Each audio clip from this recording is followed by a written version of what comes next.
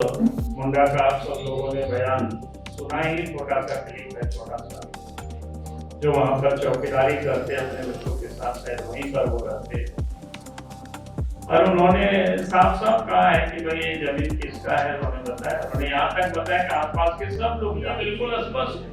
और ये पहली दफा इस प्रकार की स्थिति नहीं है, पहले भी आप लोगों के साथ मैंने प्रेस कॉन्फ्रेंस किया, जो नाम बदल बदल करके जमीन लेने वाला, ये भी क्या है, ये भी वही है, ताकि हम पकड़ में नहीं आ सके। इसलिए क्या करते हैं, तो हेमंत सोरेन ने अपना नाम को हेमंत कुमार सोरेन बना दिया। पिताजी का शिबू सोरेन था, उसमें शिव सोरेन कर दी। भाई का दुर्गा सोरेन को दुर्गा प्रसाद सोरेन, वसंत कुमार सोरेन, पिताजी शिव सोरेन। यानी ये परिवार किस प्रकार से इतनी चालाकी से, आप देख रहे हैं केवल सच न्यूज। भाजपा प्रदेश अध्यक्ष पूर्व मुख्यमंत्री बाबूलाल मरांडी ने आज पूर्व मुख्यमंत्री हेमंत सोरेन के ऊपर जोरदार हमला किया।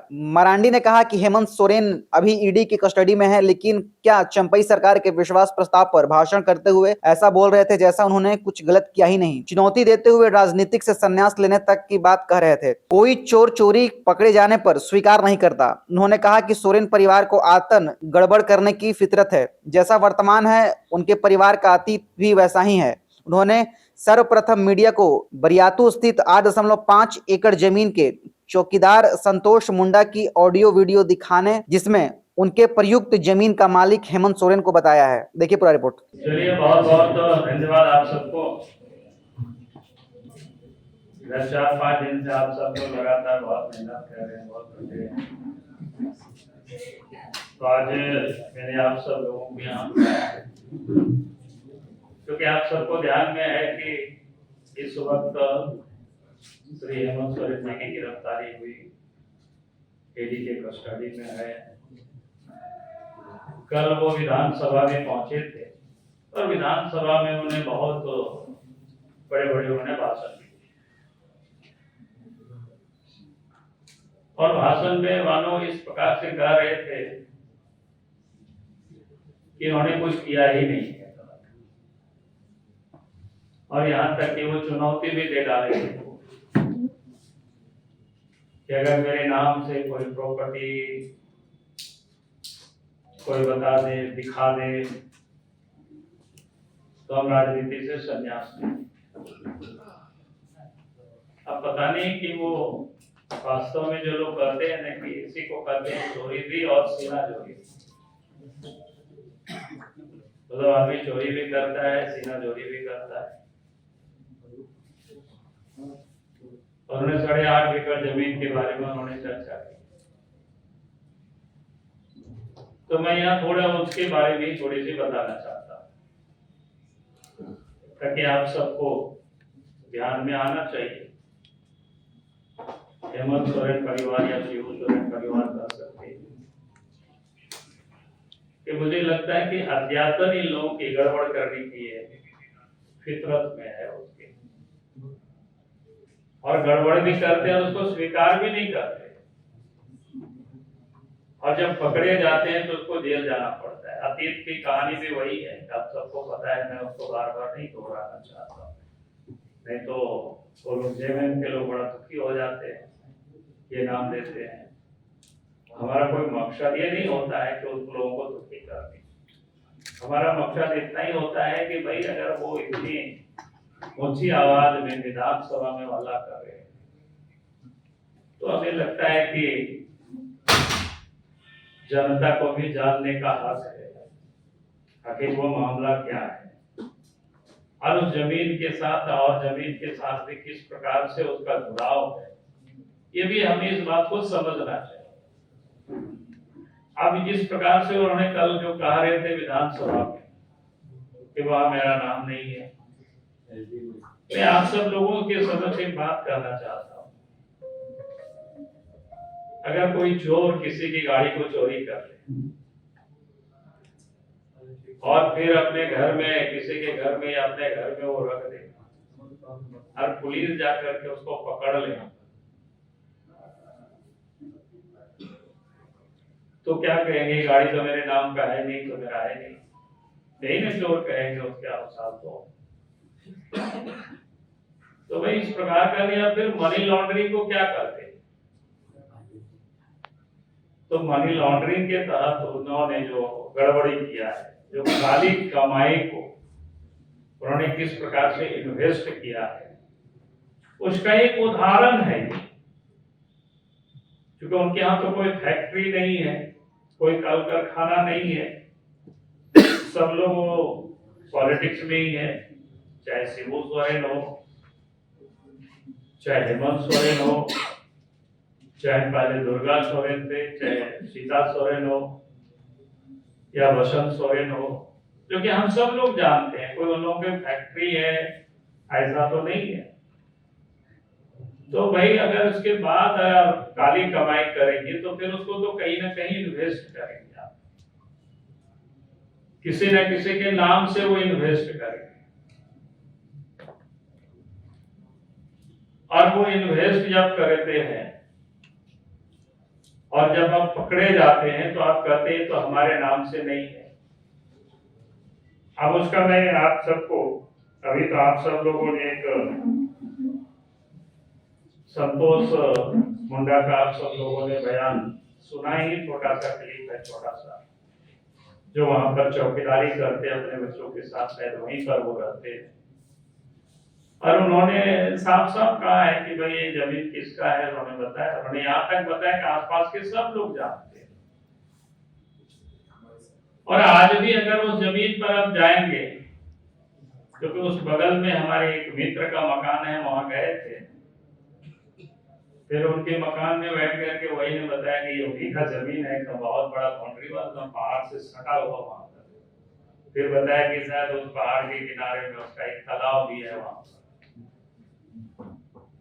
तो कहने का अर्थ है कि उस आसपास का किसी को भी पूछेंगे, बाउंड्री वॉल किया हुआ है बहुत बड़ा, वो भी पत्थर से बाउंड्री वॉल किया हुआ। कभी कभी आप कहेंगे कि आप सब लोगों को भी जा करके देखना चाहिए, देखना चाहिए कि भाई कितना बड़ा जमीन है, कैसे है, आखिर वो बाउंड्री वॉल को किसने किया है, फिर चौकीदार वहां जो रहता है उसको किसने रखा है। आसपास के लोगों से भी पूछेंगे तो आपको लोग बता देगा ये जमीन किसका है। और मैं इसलिए इसको कह रहा हूं कि आप सबको ध्यान में याद मैं दिलाना चाहता हूं, 7 अगस्त को ईडी ने उनको पहला सम्मान दिया, पहला नोटिस दिया था ईडी ने 7 अगस्त को, और उसमें से ईडी ने उनसे कहा था कि भाई 14 अगस्त तक आप उपस्थित होइए और अपने जवाब दीजिए। तो आप सबको ध्यान में है कि उस समय वो उपस्थित नहीं हुए, लेकिन उनको समझ में आ गया था। तो इसके बाद उन्होंने क्या किया, एक राजकुमार पाहन से एक चिट्ठी लिखवाया 16 अगस्त। ये ऑन डॉक्यूमेंट्स है, कोई ऐसा नहीं है कि 16 अगस्त को एसआर कोर्ट को और ये कहते हैं कि भाई ये हमारा प्रॉपर्टी है, दूसरे लोगों ने अनाधिकृत रूप से अपने नाम करा लिया है, इसको खारिज करना चाहिए। ये राजकुमार पाहन है, और उनको जमीन से ना निकाला जाए, उनको जमीन वापस किया जाए जो दूसरे लोगों ने उसको किया है। तो उन्हें 16 तारीख को, लेकिन अगस्त से लेकर के मामला फिर देख करके ऐसे ही पड़ा रहा। शायद हेमंत सोरेन को बाकी को लगता था कि आगे हम मैनेज कर लेंगे या कुछ कर लेंगे, लेकिन फिर जब ईडी पर नोटिस होने लगा, मामला जब आगे बढ़ा, तो 9 जनवरी को जो एसआर कोर्ट से, उसको क्या कहते हैं, क्षेत्रीय अधिकारी भी, हमें लगता है क्षेत्रीय अधिकारी से तात्पर्य अंचल से उनको लिखा गया, और फिर उन्होंने सर्किल इंस्पेक्टर पुलिस सीआई को उसी दिन 9 तारीख को ही वहां से चिट्ठी आगे बढ़ा दिया सर्किल इंस्पेक्टर को कि भाई ये जमीन के संदर्भ में आप जांच पड़ताल करके दीजिए ताकि वो निर्णय ले सके। फिर 11/1/2024 को उन्होंने अपनी रिपोर्ट सबमिट कर दिया है और उसमें उन्होंने कहा है कि भाई यह जमीन चारों तरफ से बाउंड्री है, वहां संतोष पान और वहां क्या बोलते हैं 5-6 साल से वो अपने परिवार के साथ वहां लोग रहते हैं और उन्होंने कहा कि ये पाहन परिवार के नाम दर्ज है। ये जमीन भूमिहारी होने के कारण बेची नहीं जा सकती है। उन्होंने यह भी बताया कि पंजी 2 के अनुसार अभी यह जमीन 17 लोगों के नाम दर्ज है। तो ये इन्होंने 11 तारीख को रिपोर्ट दिया, वहां सब जांच पड़ताल करके, और उसी दिन इन्होंने रिपोर्ट को आगे भेज दिया जहां से आया था क्षेत्रीय पदाधिकारी को। और इसके बाद आप सबको ध्यान में होगा कि 29 तारीख को 29 जनवरी को हेमंत सोरेन जी कहाँ गए थे?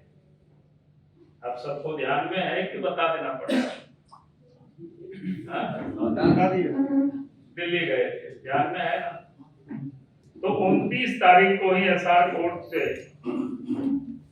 यह फैसला भी आ गया, और फैसला ही नहीं आया, बड़े क्या बोलते हैं, विशेष विनियम पदाधिकारी ने जमीन को उसके खतियानी मालिक को सौंपने का आदेश पारित किया। ऑनलाइन एंट्री को भी संशोधित किया गया। इतना तेजी से अब तो बेचारा कितना खतियान धारक हो। ये जमीन हेमंत सोरेन ने अपनी काली कमाई को छुपाने के लिए किसी और के नाम से इन्होंने परचेज किया। आप सब लोगों से मैं कहूंगा कि आप सब लोग उन नामों को भी ढूंढ निकालिए, नहीं तो हमको तो निकाल ही लेंगे। तुमने प्रतुल जी को भी कहा है कि भाई तो सारे नामों को, तो कहने का अर्थ यह है कि जो व्यक्ति कह रहे कि भाई हमारा उसमें कोई नाम नहीं है, नाम बता दे तो फिर हम ये करेंगे भाई नाम रहा था, तो दूसरा एक्ट के तहत केस होता है। इसको क्या कहते हैं?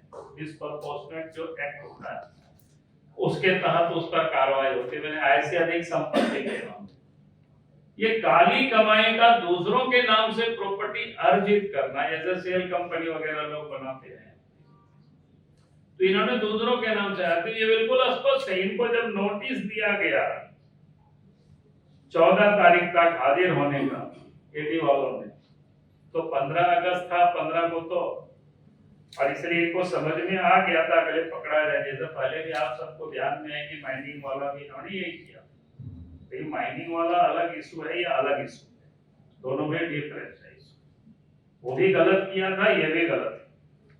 तो इन्होंने 14 तारीख तक हाजिर नहीं हुए, 15 अगस्त था, 16 अगस्त को इन्होंने इस राजकुमार पाहन को तैयार कर दिया, लोगों ने चिट्ठी लिखवाए, और उसके बाद फिर 9 जनवरी को उसकी जो इस तेजी के साथ, यानी 9 जनवरी को फिर वहां से भेजा गया अंचल को, सीआई को सीधी, और फिर 11 जनवरी को रिपोर्ट सबमिट किया गया।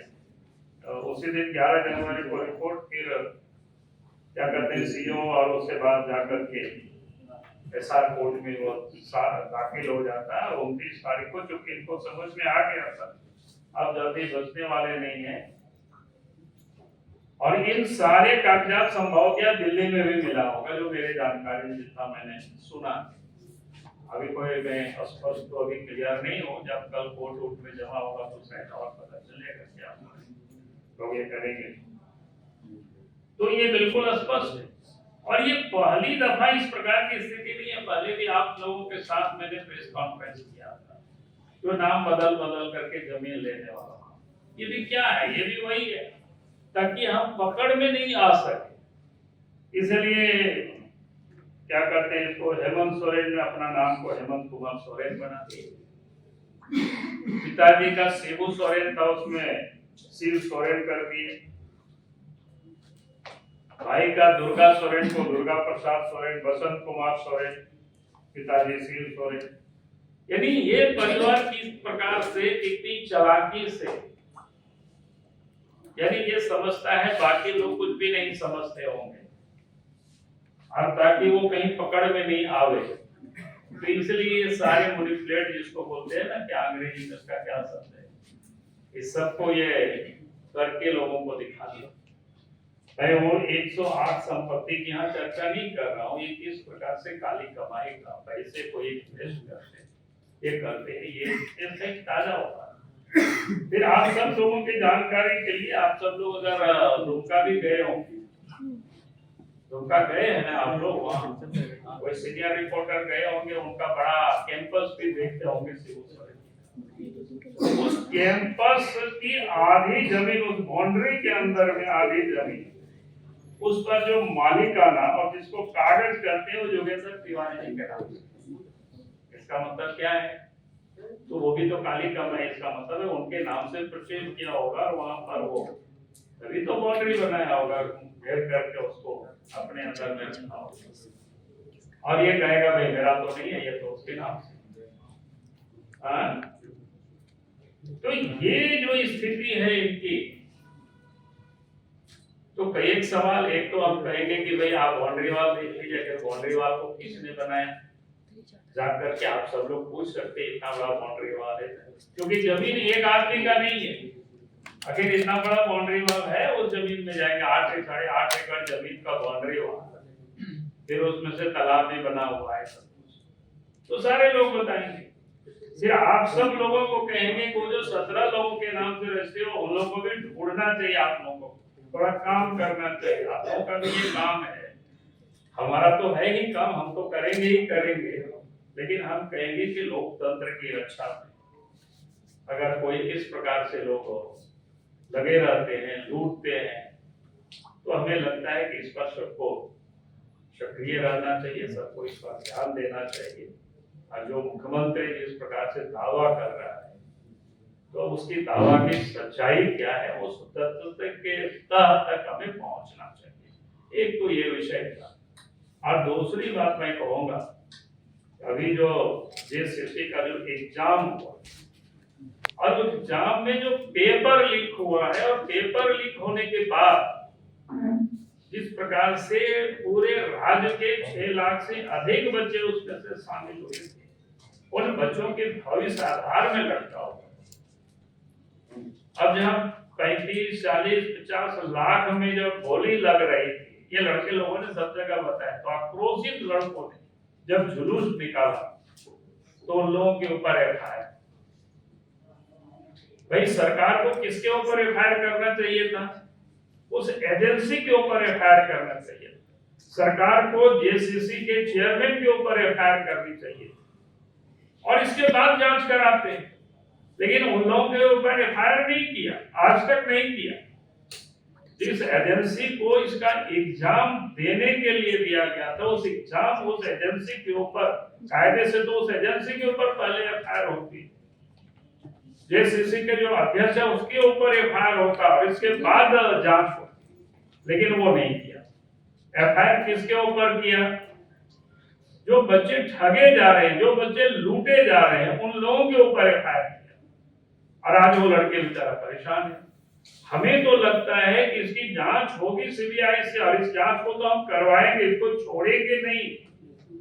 ये जांच होगी तो ये पता लगेगा कि निश्चित रूप से इतना बड़ा जो घपला होगी उसमें सीएम की जानकारी में नहीं होगी, ऐसा हो नहीं सकता। आज के सीएम मैं नहीं कह रहा हूं, पूर्व के सीएम मैं कह रहा हूं। तो निश्चित रूप से लगता है कि हेमंत सोरेन के सारे जानकारी में है, क्या इसमें से उनके महत्वपूर्ण लोग इन्वॉल्व है, तभी इतना बड़ा घटनाएं हो रही है। तो इसलिए मैं